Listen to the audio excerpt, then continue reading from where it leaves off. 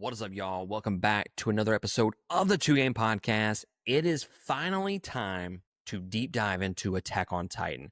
This is a series that I have been planning for a very, very long time. I am reading the manga and watching the anime at the exact same time. This is one of my favorite animes of all time, easily a top 5. You can make the case that this is the best written anime of all time. So I will say this. I have seen every episode of Attack on Titan in the anime. I have not read the manga, which was what kind of brought this series together for me.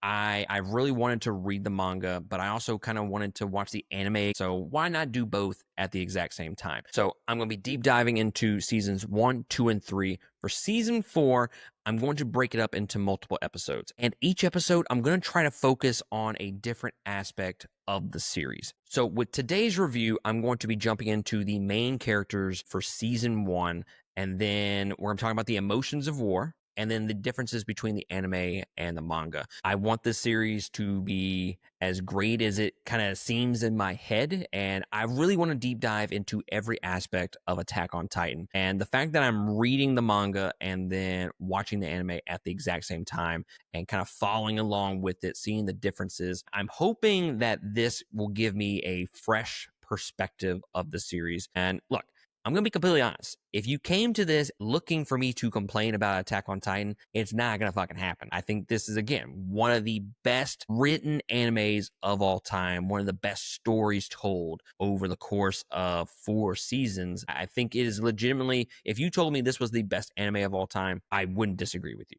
Like, I would not be able to talk you off that hill. So if you're looking for someone to start talking shit about Attack on Titan, I'm not going to be doing that. Now, one thing I do want to mention before I jump into the rest of this review, and that is I have seen the anime from beginning to end. So obviously, I know where things go. I know what happens to characters in the story, so on and so forth. My plan is to not allude to anything or spoil anything in the future. So I may allude to some foreshadowing, but my intent is not to discuss anything that happens later on past season 1. So if you're following along with me and you haven't seen seasons 2, 3, 4, then you're going to be safe. If I'm going to mention a spoiler, I will throw up the spoiler tag and you can fast forward a little bit. But for the most part, I'm going to try my best to avoid future spoilers. I really want to do my best to not talk about the future of these characters, and it's going to be tough. But let's go ahead and kick this off, guys, with the characters of Paradis. Our main character, which the first time that I watched this show is completely different than the perspective that I have watching it again. I think if you would have asked me after my first watch, who was the main character? And I would have said, this is one of those weird animes that, like, there's no real main character, but that just goes to show the fact that this series deserves multiple watches. And that is because they do such a great job of developing side characters that they are very prominent in the storytelling. But Eren is obviously the main protagonist of the series. Eren in season 1, his story arc kind of revolves around just pure hatred. He is fueled by his hatred of the Titans. He can be very abrasive at times and off-putting to some of the other characters of the show when it comes to his feelings about the Titans. Like, he gets so fueled by that hatred, it kind of pisses everybody off, honestly. They think he's on like this high horse, that he's the only one that cares about the Titans. And to me, I think the story arc here is really good for his character. And what they have done with his arc and this series is they give compelling reasons for why characters are the way that they are. And Eren is no different. He has compelling reasons for why he just absolutely despises the Titans. And his whole arc revolves around that hatred for it. It never really stops from beginning to end. And again, that kind of pisses everybody off, thinking he's on this high horse, but he undoubtedly has the most passion in the series for sure. He may not be the best at what he does, because I think you could argue that is Mikasa and Levi in terms of being a part of the scout regiment. But Eren will always have that fire within to really try his best to kill every single Titan that he can. And the first real turning point of the series, it revolves around him becoming a Titan, the thing that he hates the most. And when this happened the first time that I watched it, I could not believe it. Honestly, I was genuinely shocked and like, what the fuck? Because they just killed the main character of the series. I will never forget that moment. Now, the second time, it's interesting seeing it on the flip side of things, you know, from the other side, and the fact that you understand where the story is going. He is becoming the one thing that he hates the most. And that the fact that he uses that to kill other Titans just makes him that much more of a compelling character. And this is undoubtedly one of the best moments of the series in anime period, is the moment that he gets eaten and then you find out that he's a Titan. And the fact that we have him trying to come to grips with becoming a Titan throughout the season, he doesn't understand it. He doesn't understand why he can just turn when he bites his hand, you know? He doesn't know these things. It just happens. And there's just so much foreshadowing throughout season 1 of what's to come. They make you ask the question of, okay, what the fuck are up with these Titans? How could he turn into one? Well, where does the female Titan come in? Like, how can people just turn into Titans all of a sudden? You ask these questions and then you repeatedly ask those questions throughout each season. It's not just you wonder it for half of an episode and then they never bring it up for the rest of the series. And then one day they're just like, oh, hey, this is the answer to those questions that you had.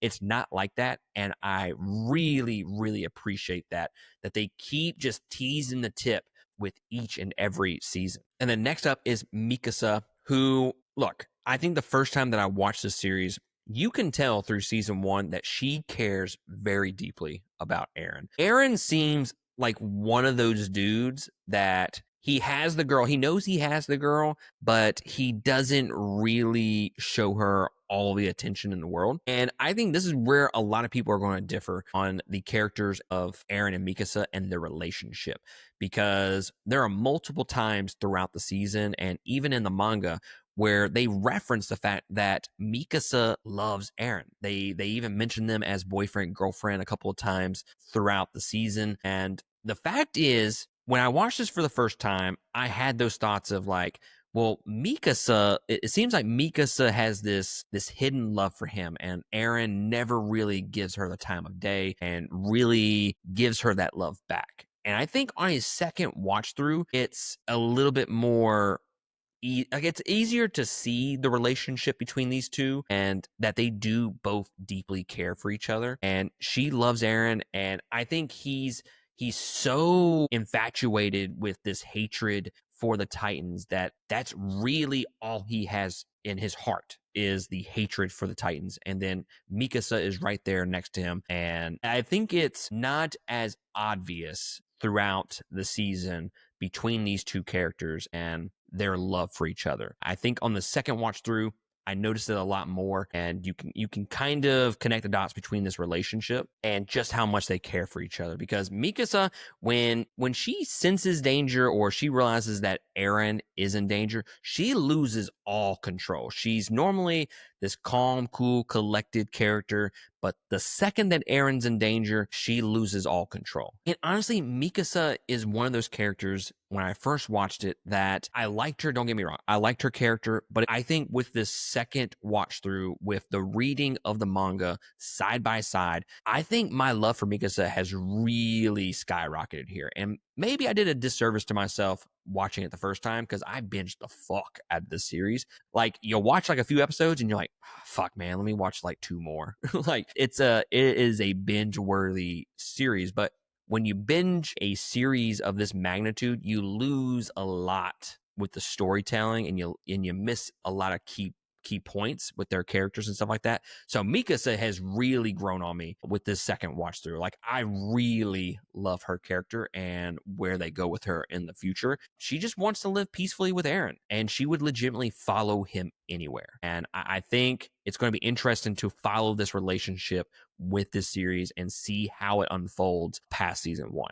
But then we have the other guy in the group, the third wheel, as they say, and that is Armin. He is this highly intelligent and strategic genius. We do get a sense of that as the season progresses, and even to the point where Commander Irvin even takes his opinion on Annie being the female Titan, which we'll get into in just a second. And for what he lacks in physical skills, he makes up with his intelligence. And I think they do a really good job of kind of showing his low self-esteem that he has when it comes to those lack of skills, because like characters even mention that he is not the best at anything that he does, but he is a great strategist. And the fact that you have the commander using his intelligence to build strategies, I think is great. I think it just says a lot about his character. And Armin is a character that is consistently great throughout the series. And season 1, going back and rewatching it again, and I'm sorry guys, I'm gonna keep mentioning first watch to second watch stuff because I want to highlight the fact that this series deserves multiple watches, because your opinion is undoubtedly going to change on the second watch through. But Armin, up to this point, I liked him in my first watch through, but he's kind of right there with Mikasa, where I liked him a lot, but now I'm loving him even more with this watch through. And then we have Levi, who is a fucking savage, bro. And not arrogant about it like you would see in most anime. He's kind of just a dick at times, and it doesn't come across as arrogance to me, though. And some people might disagree with me on this. But I think people get his arrogance confused with him being a dick. And I enjoy just about every single scene that Levi is in. Dude just calls it like he sees it, and he doesn't give a shit who it offends. He is humanity's greatest weapon, which I think they do a fantastic job of kind of showing just how amazing he is in this series.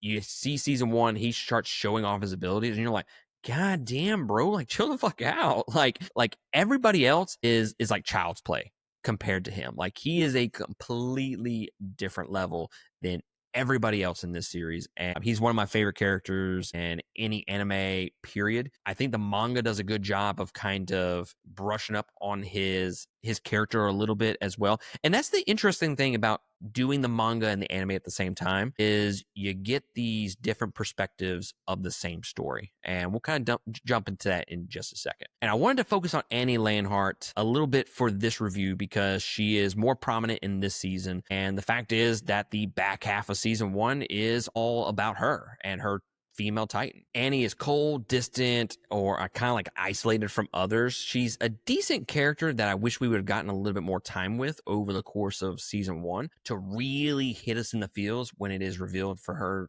being the female Titan. But regardless, I love the design of the female Titan.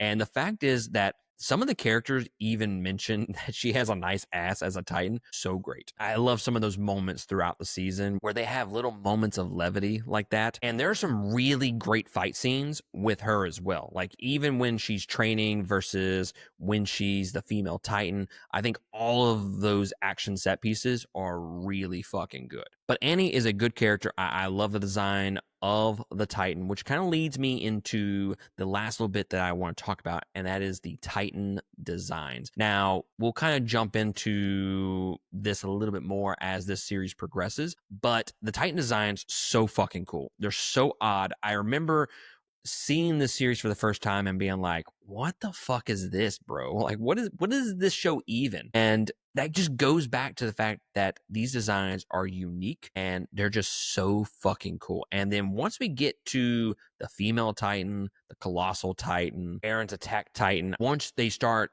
opening up the floodgates with these intelligent Titans rather than the normal pure Titans, I think the show really skyrockets for me. It just makes the show wildly different from any other anime with how these Titans are designed. And they're also fucking cool. Like honestly, like the colossal Titan, fucking awesome. Attack Titan, fucking awesome. The female Titan, awesome.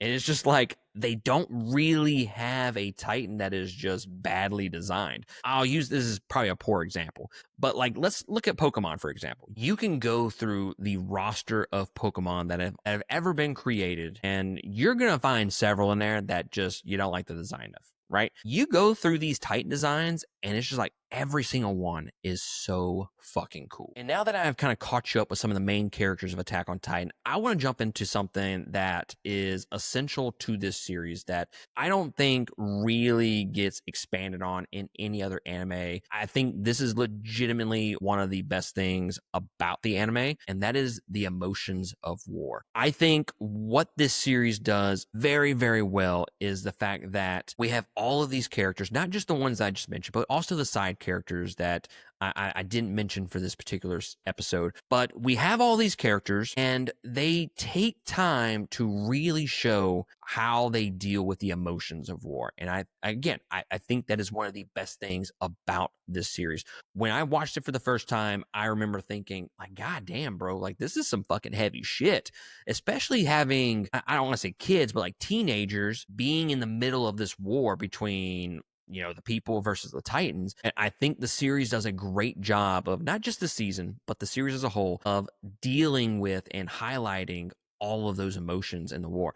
I mean, you got these people dumping dead bodies to get rid of extra weight on their horsebacks or their carts. When the Titans are chasing after them, they dump the bodies to be able to go faster, and they don't want to leave anyone behind, but in order to save more lives, they have to be more inhumane. And honestly, when you start comparing the characters with the Titans, I think there are more similarities there than you think. Like, I think they are closer to being Titans than they are actually being real people when you think about it in the grand scheme of things. With the things that they have to do, they are closer to being Titans who don't give a shit about human life, and they kill to survive. And that's kind of what the humans have to do throughout this series. They have to do inhumane things in order to survive, and it pushes them closer to being Titans rather than humans. And I think that's an interesting dynamic between the humans and the Titans as this series progresses. And I think that's a testament to the anime and the manga. They're showing these characters struggling with their fight for humanity. Any other anime or manga,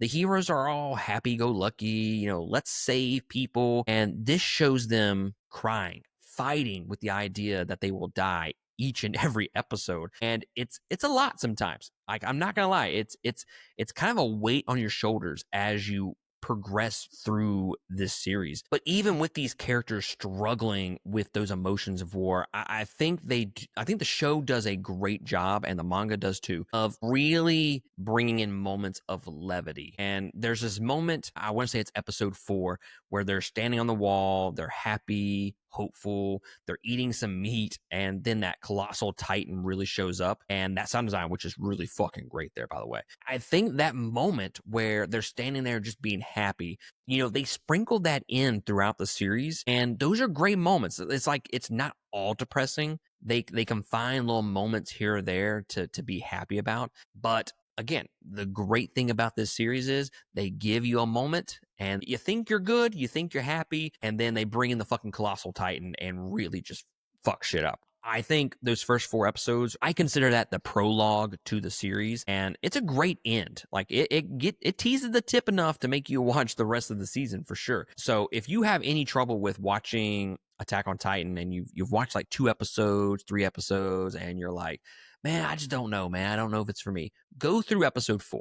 Go through episode 4, and I think that'll change your mind, because that is what I consider to be the prologue for the series. Now, let's jump into some of the differences between the anime and the manga. And again, I'm not going to be that guy that criticizes the anime because it didn't do exactly what the manga did. It's interesting because when I'm reading the manga and then watching the anime side by side, it gives you a new perspective on this story. It tells the story in a different way. And I think you can pick up on things that, like, the manga does some things that are really good, and the anime does some things that are better than the manga. Like, I'm not some manga elitist. I think both are absolutely fucking amazing, and I think you can use both of those to kind of flesh out this story even more. The main difference with the anime versus the manga is the fact that the anime tells things in more of a chronological order, whereas the manga, it kind of flips back and forth between the past and the present, and you kind of don't know when that's really happening. I'll use Commander Irvin and Captain Levi as an example here. They get introduced in the anime way earlier than the manga. It's volume 3 after Eren becomes a Titan that these two characters are finally revealed. Or even with the training, the anime really makes that unfold in chronological order, where the manga comes back to the training at a later time. And I do like more of the chronological storytelling that we have with the anime, but I'm not opposed to it with the manga. I still think it is great for sure. Now, I do prefer like the start of the series. We have that opening monologue, the narration, and I think the intro here in the manga is definitely better in terms of the narration. Like I think it is a little bit more badass. Now, with that being said, it's still a kick-ass intro for the anime, and it leads into the intro music, which is fucking fantastic. And that's one thing that I haven't mentioned is the opening theme songs, fucking fantastic, guys. Like I love the theme songs for Attack on Titan. They really get you hyped up. Now I'm just gonna mention some things off the top and kind of breeze through what are some of the minor differences in the anime versus the manga, because ultimately I think it is the exact same story. It's just kind of told a little bit different with the order of events. But like Mikasa, for example, I like her a little bit more in the manga, and that kind of goes back to my original point of using the manga to make the anime better. And I think doing this at the same time just really elevates this series for me personally, because the manga does a better job of developing her character. I just feel like we get way more of her in the manga versus the anime. That just helps the anime a little bit more, because now I feel like I'm falling in love with that character even more. Mikasa just gets way more emotional in the manga when she learns that Eren died, or she presumes that he's dead. And more emotional in the sense that she just stops thinking and she just goes all out to the point she loses gas and falls to the ground. Like she just does not think about anything other than pure rage. And I think the manga does a better job of kind of showing that versus the anime. And then the anime does a better job of showing Eren dealing with the Titan ability a little bit, or lack thereof. Armin kind of helps train him in how to harness that ability of becoming a Titan. And the anime does a better job of kind of showcasing that rather than the manga. But I think the two biggest differences outside of the fact that we have the storytelling kind of broken up here, where it's more chronological for the anime, I think the two bigger things is there's no rage mode for Eren in the manga. Not whatsoever. In the anime, when Eren fights Annie as the female Titan at the very end, he goes into a rage mode, and it's fucking awesome in the anime. That doesn't really happen in the manga, or it doesn't really get mentioned at all. How Eren transforms in that final fight against Annie is also different. In the manga, Mikasa and Armin kind of force his hand to save one of them after they go in opposite directions, after Mikasa convinces him who Annie really is. In the anime, though, it's more drawn out. He remembers everyone that she's killed. He's underneath like a shit ton of rubble and then eventually transforms. Personally, if I had to choose one or the other, I would probably lean towards the manga. I think Mikasa and Armin going in opposite directions and saying, look, she's going to attack one of us. You got to save one of us. So that they're kind of forcing his hand to become the Titan. And it's a risky move, for sure. I kind of prefer that instead of kind of like maybe the anime wasn't executed the best it could have been, because it was just a little bit more drawn out than it should have been. And then he transforms. So either way, the manga versus the anime, I don't care which one it is. They're both good, but I would, if I had to say one, I would probably prefer the manga over the anime. So I want to jump into my final thoughts just really quick. I don't know if y'all remember this, but when Eren turned into the huge skeleton Titan to save Armin and Mikasa, there was a flower growing there that they really focused in on. Now, this might be something that kind of gets further expanded on in the future, but I'm curious, what's that all about? That there's a flower growing there. I don't know if that alludes to anything, but I'd be curious. So drop me a comment below of what you think that means. But some huge moments that I really loved: when the female Titan kills off Eren's group and he finally becomes the Titan again after fighting it for several episodes, one of the best moments of the season for sure. The story, the music, the tension, the fight, everything was firing on all cylinders here. And then you have the voice acting from Eren when he's sitting on top of the female Titan. It's just, to me, the stuff towards the back end of the season, like Every episode is so fucking good. And then we have the moment when Eren gets eaten and Mikasa comes after the female Titan. Really good voice acting for sure. The whole give him back to me is just an awesome moment with so much emotion. And again, that's all from the same episode. And I think it's episode 22 or 23. I'm not 100% sure. I do know that is one of the higher rated episodes of the series for sure. It was a fantastic episode. The whole season is just absolutely impeccable. I think it's amazing from beginning to end, and they have these moments that is just so fucking badass. And then when you introduce the intelligent titans into the mix, it's really great. And then they end the season with showing this brand new intelligent titan, the beast titan. And you're like, what the fuck is this show? Well, let me fucking tell you guys, okay? Buckle in, because you don't know what this fucking show is yet, okay?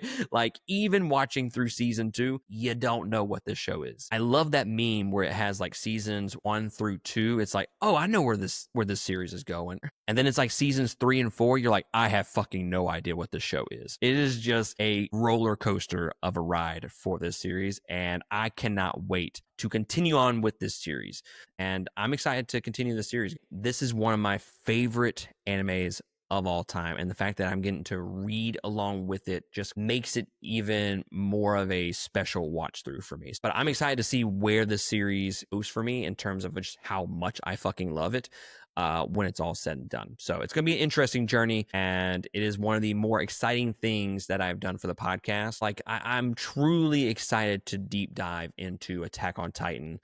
And I think it's an amazing season 1. I would probably give it a 9 out of 10 easy. I think the pacing at the very beginning of the season is a little bit slower, but you need a lot of those moments for some character development work. So I understand it, but the pacing of it is a little bit slower than I would have liked, especially in comparison to the back half of this season. But I think that might be my only complaint of the season for sure. 9 out of 10.